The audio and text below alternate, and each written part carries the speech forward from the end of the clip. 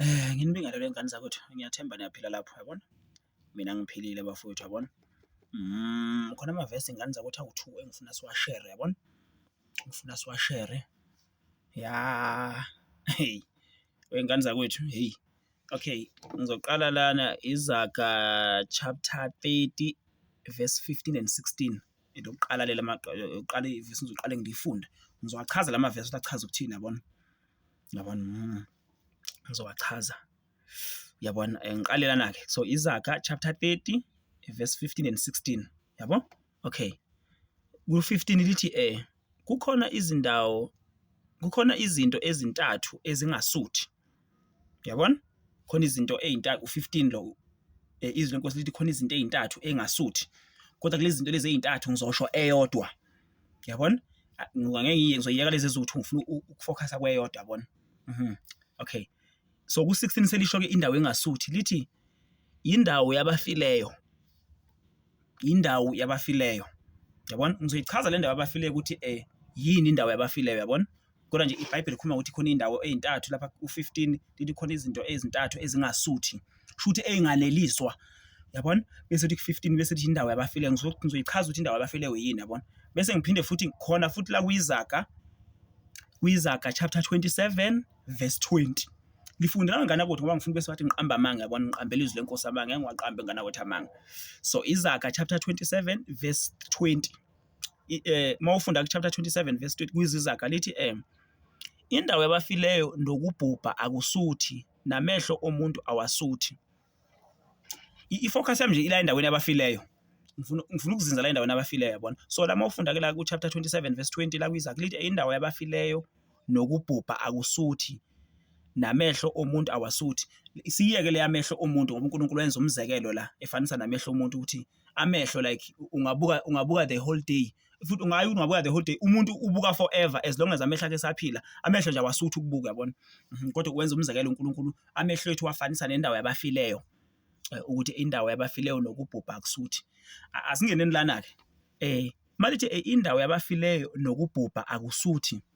La izwi lenkosi alikhulumi ngamathuna emhlabeni, yabona? Likhuluma ngesihogo ingane zakwethu, yabona? Ukuthi kahle ngamanye amazwi isePeter sikhona enye verse athi ngimele ngilithinte kahle kahle, yabona? Kodwa ke ngamanye abachaza ukuthi ingane zakwethu baningi abantu abayisihogweni wey'ngane zakwethu, yabona? Leli verse lichaza lokho, yabona? Ukuthi abantu they are dying, they are going to hell, yabona?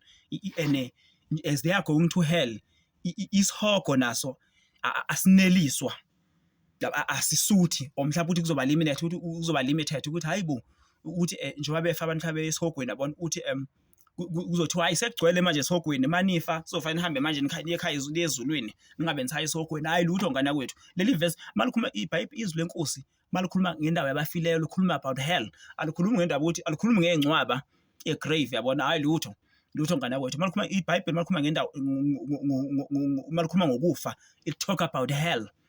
Talk about hell, yabona? Alikhuluma ngokho futhi ngifike ngashona emhlabeni asenengcwaba. Hayi likhuluma ngesihogo ingane zakwethu. Ngiyeke ngwafundela amavesi lawo ngizama ukuthi ngikuchazele ukuthi isihogo iBhayibheli malikhuluma ngesihogo linokuthi indawo yabafileyo ngoba vele abantu abangeke bekhona, abangangenanga ekhaya ezulwini, bafa is their second death, bafa kwesibili, yabona?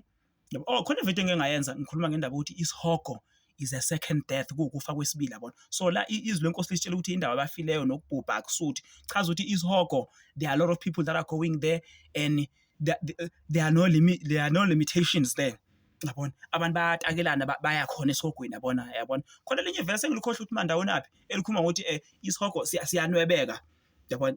Is extended because akunqamuki ukungena kwabantu lapha, yabona? Kunalokho size sivuleke isihogo ngenxa baningi abantu abaya khona, yabona? Ngeke ngilithole lo verse lela, yabona? Because nganza ukuthi kumele sishumayele ngesihogo, kumele sinitshele ngendaba yesihogo ukuthi bakwethu isihogo is there. So mawufunda ke la kulokhu kuZizaga futhi chapter 30 verse 15 la 16 lithi kukhona izinto ezintathu ezingasuthi, azeneliswa lezi zinto ayisuthi. Uyabona umuntu ongasuthi, umuntu ongeneliseki. Bese lithi indawo yabafileyo. Malithi indawo yabafileyo akukhulunywa ngamangcwaba, lakhulunywa ngesihogo ingane zakwethu, hell. Bafowethu siyamdinga uJesu Kristu. Asikholweni uJesu Kristu ingane zakwethu uzokhona sokhona isihambeni sekhaya ezulwini, yabona?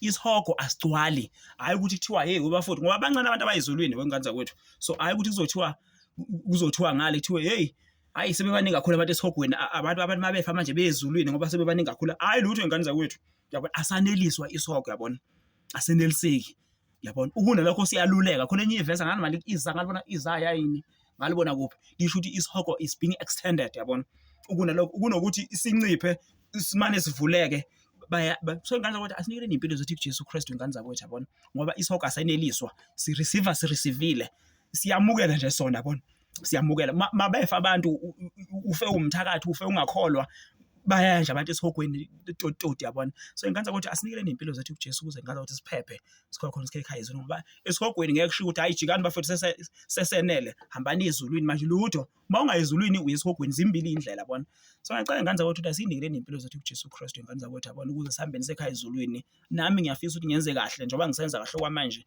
ngiyafisa ukuthi uNkulunkulu angisize ukuthi ngiyenze kahle ngikhona ukuya ekhaya ezulwini yabona ngiyabonga nibe nosuku oluhle